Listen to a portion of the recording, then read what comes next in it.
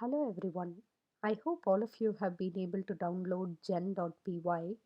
If you haven't already executed that program, please type in python 3 space gen.py if you're on a Mac or python space gen.py if you're on a Windows laptop. We are going to go through demo problem 1 in this video. We'll be taking nums.txt, which is the output from gen.py script.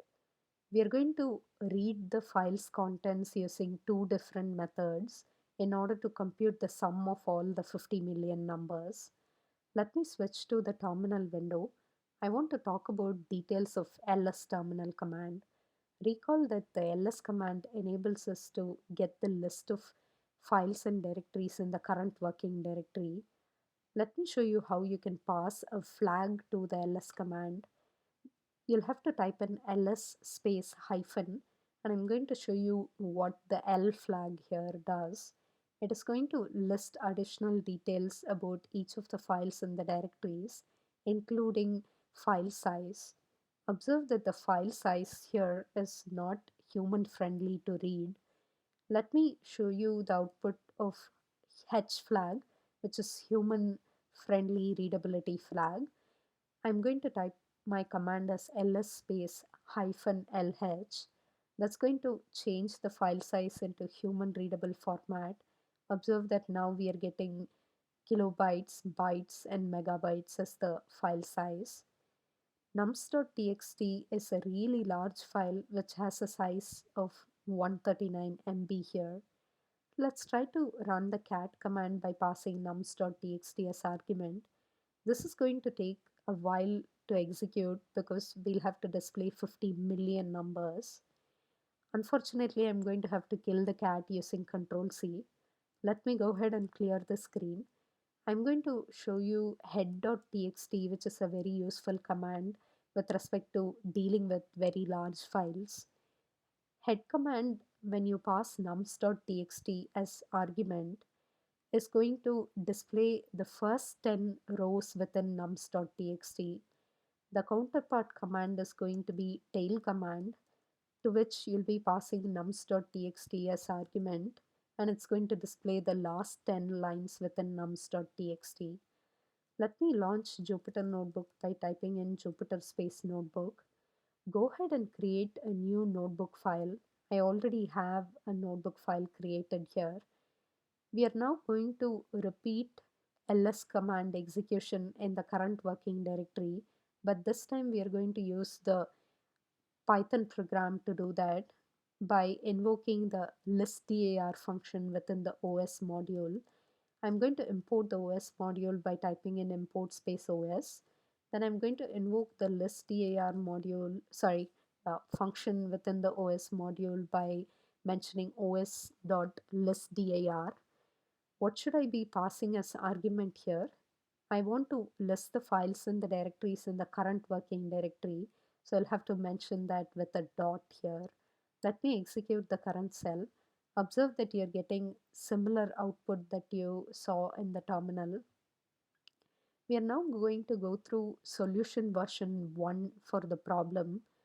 Let me use the open function call, and I'm going to use the relative path as nums.txt because nums.txt is in the same working directory as my demo underscore lecture underscore 27 notebook file over here.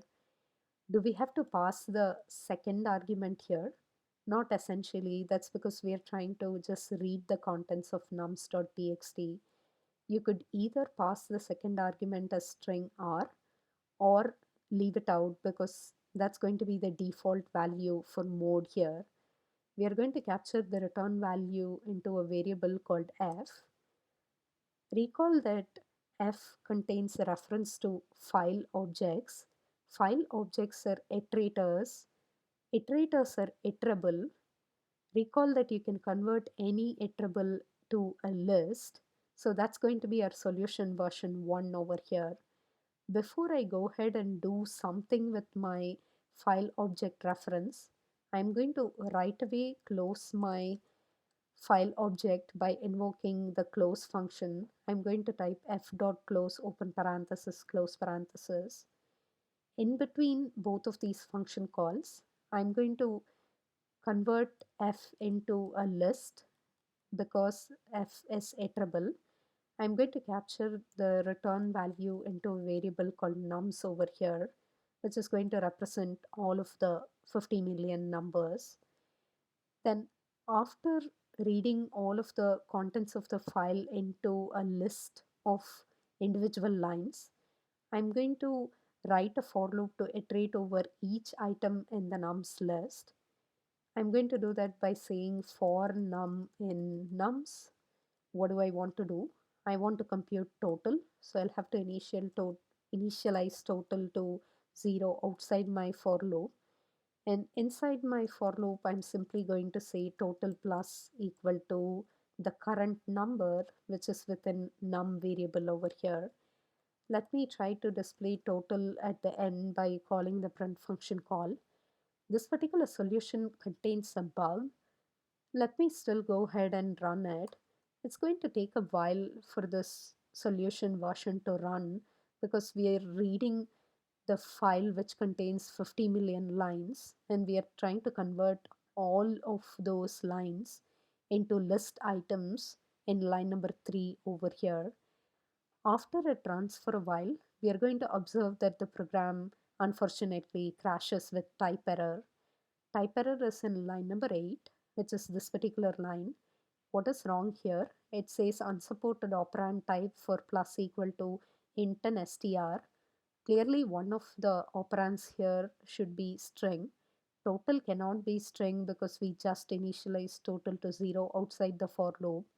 Why is num a string? Recall that whenever you read data from a file, all of your list items, when you use the list typecast function, is going to be of type string because the return value from reading the file will always be of type string. So to fix this, we'll have to typecast this particular num variable into int. Observe that it took us a really long time to figure out that this particular code snippet had a problem. The reason for that is because we read the entire file's contents, which is going to be 50 million items within this particular list here, and then only we even begin doing our processing here. Solution 2 is going to be slightly better. I'm going to copy all of this code and paste it into the next cell over here.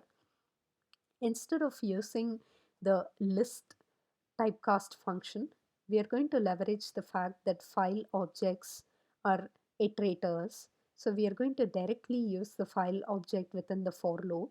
So I'm going to get rid of line number 4 and I'm going to have to move new line number 4 to after we finish processing the file. So we are going to change the for loop now in such a way that we are going to say for num in f, which is going to be the file object reference here. We can do that because file objects are iterators. Iterators are iterable, so you can use them within a for loop.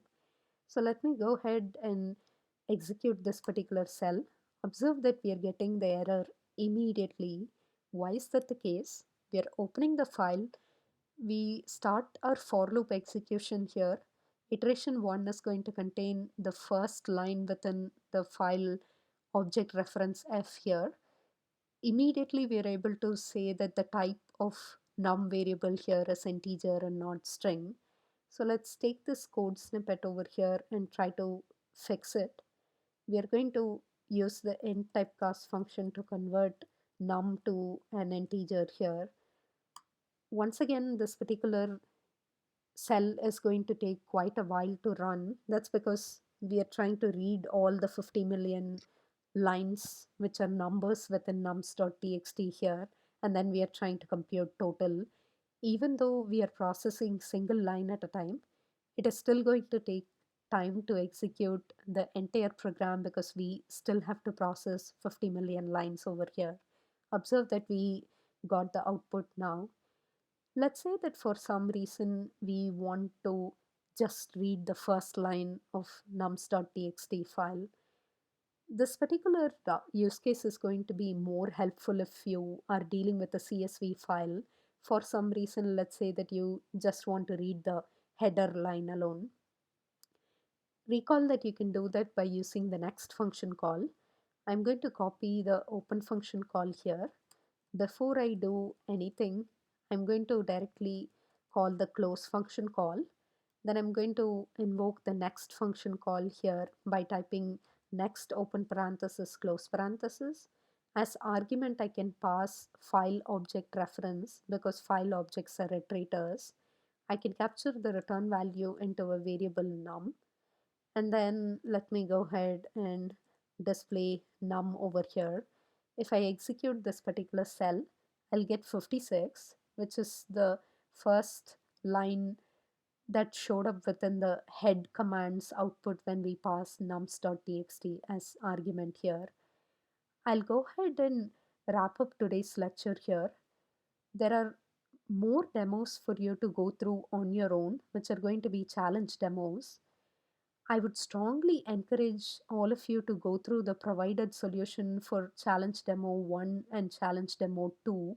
Specifically, Challenge Demo 2 is going to be very helpful for you because you're going to write a similar recursive function as part of one of the future projects.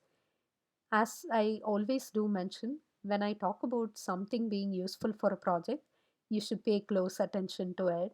So I would strongly encourage you to go through the solution for demo problem 1 and demo problem 2 here. That will be it for today's lecture.